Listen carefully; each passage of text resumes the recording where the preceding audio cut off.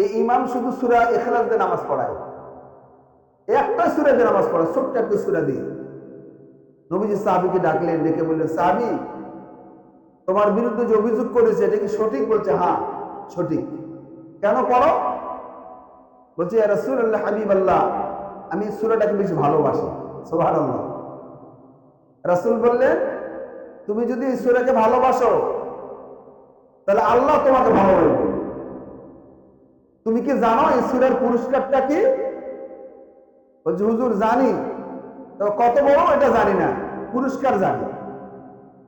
নবী করিম সাল্লাল্লাহু আলাইহি ওয়াসাল্লাম বললেন, আল্লাহর কোন বান্দা, আমার কোন উম্মত যদি সূরা ইখলাস একবার পড়ে, আল্লাহ রাব্বুল আলামিন কোরআনের 10 পারার সমান সওয়াব তার আমলনামায় দিবেন। দুইবার পড়লে 20 পারা, আর তিনবার পড়লে এক খতম কোরআন তেলাওয়াতের সওয়াব তার আমলনামায় দিবেন। সুবহানাল্লাহ। এই ছোট্ট একটা সূরা এত তাৎপর্য কেন, এত গুরুত্ব কেন, এত মহত্ব কেন? একটি মাত্র কারণ, এই সূরাতে আল্লাহ রাব্বুল আলামিন তার পরিচয় তুলে ধরেছেন। কার? আল্লাহ। আল্লাহু আকবার। আল্লাহ, আল্লাহ কত বড় এটা বোঝার এক্সাম্পল আমার নেই, তো আল্লাহ রাব্বুল আলামিন সৃষ্টি কত বড় এটা একটু বুঝতে পারি। সূরা ইখলাস আল্লাহ রাব্বুল আলামিন তার পরিচয় তুলে ধরেছেন। নবীজি বললেন, ও সাহাবীরা, তোমরা কি জানো সূরা ইখলাস তোমরা বেশি বেশি তেলাওয়াত করো। একবার যদি সূরা ইখলাস পড়ো, আল্লাহ রাব্বুল আলামিন তোমাদের আমলনামায় 10 খতম, 10 পারা খতমের সওয়াব আমলনামায় দিয়ে দিবে। দুইবার তেলাওয়াত করলে 20 পারা সওয়াব দিবে। আর তিনবার যদি তেলাওয়াত করো, আল্লাহ রাব্বুল আলামিন তোমাদের আমলনামায় একটা কোরআন খতম করার আমল সওয়াব তার আমলনামায় দিয়ে দিবে। সুবহানাল্লাহ। আল্লাহ পাক বলেন, কুল হুয়াল্লাহু আহাদ, আল্লাহুস সামাদ, লাম ইয়ালিদ ওয়া লাম ইউলাদ ওয়া লাম ইয়াকুল লাহু কুফুয়ান আহাদ। এতটুকু সময় লাগলো আমাদের আমলনামায় 10টা পারা পড়লে যে সওয়াব, সেই সওয়াব আল্লাহ দিয়ে দিয়েছে। সুবহানাল্লাহ। এর যদি আরেকবার পড়ি, দুইবার, তিনবার পড়ি, যতবার পড়বো প্রত্যেকবারই 10 পারার সমান সওয়াব।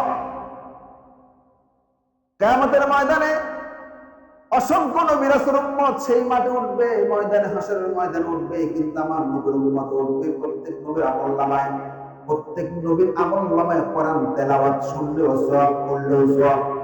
যারা সূরা ইখলাস জানে না, কুল হুয়াল্লাহু সূরা জানে না, যারা শুনবে, আল্লাহ রাব্বুল আলামিন তাদের আমলনামায় পুরা সমান সওয়াব দিয়ে দিবেন। وَإِذَا تُلِيَتْ عَلَيْهِمْ آيَاتُهُ زَادَتْهُمْ ঈমানা। যারা কোরআন পড়বে আর যারা শুনবে, সমান সওয়াব দিবে কে? আল্লাহ। সমান সওয়াব দিবে কে? আল্লাহ। তাহলে আমরা এটা পারি তো নাকি? সূরা ইখলাস পারি না? আমরা আরেকবার সবাই পড়ি, পড়েন, বিসমিল্লাহির রহমানির রহিম। قل هو الله أحد الله الصمد لم يلد ولم يولد ولم يكن له كفوا أحد। যতবার পড়বো প্রত্যেকবারই 10 পারার সমান সওয়াব আমলনামায় দিয়ে দিবে কে? আল্লাহ। 10 পারা কোরআন শরীফ পড়তে কত সময় লাগে, কিন্তু নেকির পাল্লা আল্লাহ ভারী করে দিবেন। নবীজি বললেন, ও সাহাবীরা শোনো, এই সূরাকে যারা ভালোবাসে আল্লাহ তাদেরকে ভালোবাসবেন, আর এই ভালোবাসার জন্য আল্লাহ তাদেরকে জান্নাত দিবেন। সুবহানাল্লাহ।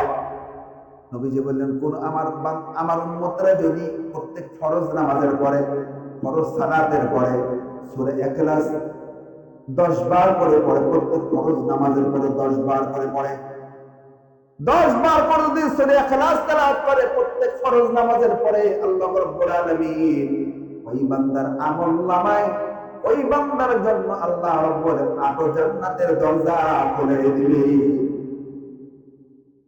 কোন বান্দা যদি প্রত্যেক ফরজ নামাজের পরে সূরা ইখলাস 10 বার পড়ে, এই আমল যদি সে করে, আল্লাহ রাব্বুল আলামিন ওই বান্দার মৃত্যু হতে দেরি 8 জান্নাতের দরজা খুলে দেবে। এবং জান্নাতটা কত বড় এটা তো বোঝা দরকার। অনেক তো মনে করে জান্নাত মানে কি? জান্নাত মানে আমাদের বাড়ি। জান্নাত মানে কার বাড়ি?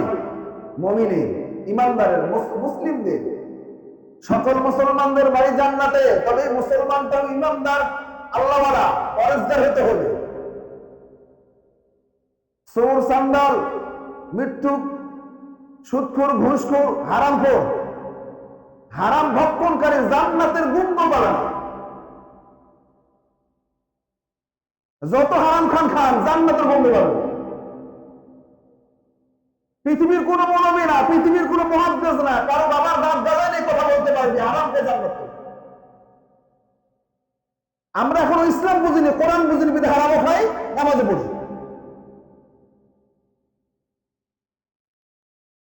ইসলামের কোন পাতায় কোন পৃষ্ঠে আছে আপনি হারামকে জান্নাত পাবেন?